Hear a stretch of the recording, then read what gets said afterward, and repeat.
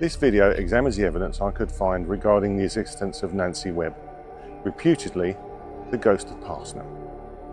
We're going to explore the graveyard, see if we can find some things that back up the searches I've made online.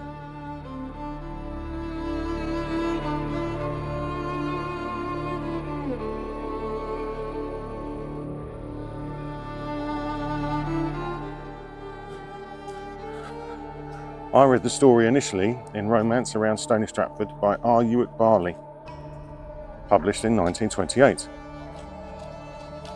According to the narrative, Nancy Webb met a soldier at the Dean's Hanger feast. They subsequently married at the church here in Passenham. Her husband departed for service in the Crimean War, where he was reportedly killed, and their child passed away without meeting him.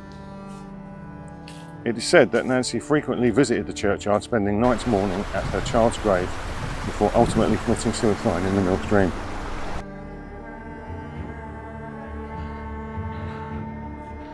Historical context offers certain clues.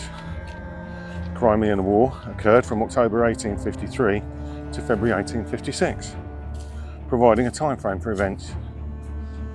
An initial investigation was made into gravestones bearing the Webb surname interred at St Guthlacs during this period.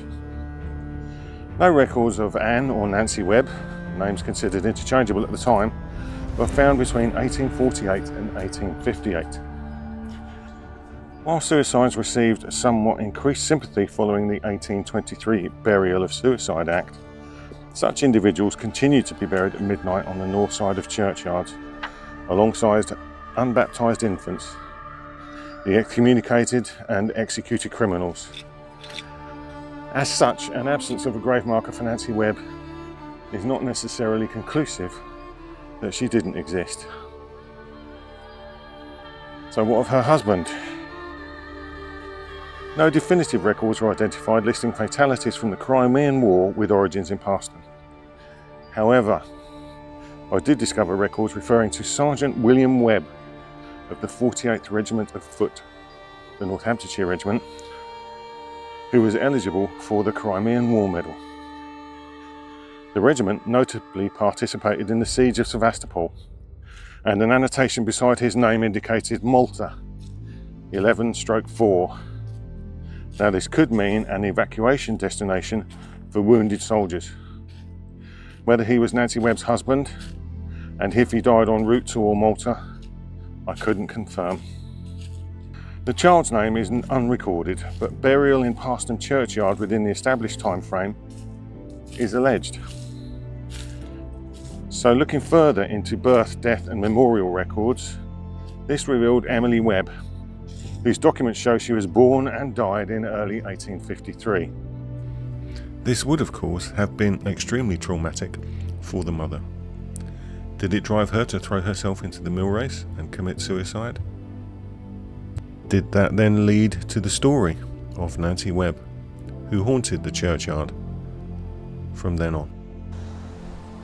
So what we're trying to do today is look for the grave of Emily Webb, who died in 1853. Now this is a Webb grave to Maria, the beloved wife of William Webb, died January 20th, 1878, aged 57 years. But what we have got is a lot of stones stacked along the edge of the churchyard. I mean, a lot of these are unreadable.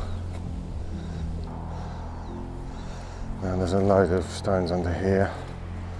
To be honest, I don't want to disturb it. I don't want to be disrespectful. Now this is a Webb stone in memory of Elizabeth Webb, who died in 1914. 1914, yeah. Husband of the above, who died in November 1916, aged 89 years. But to be honest, they don't look like the graves of a child.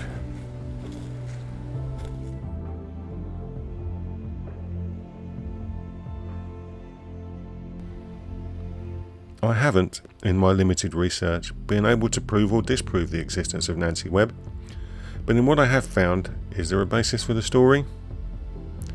Let me know what you think in the comments below.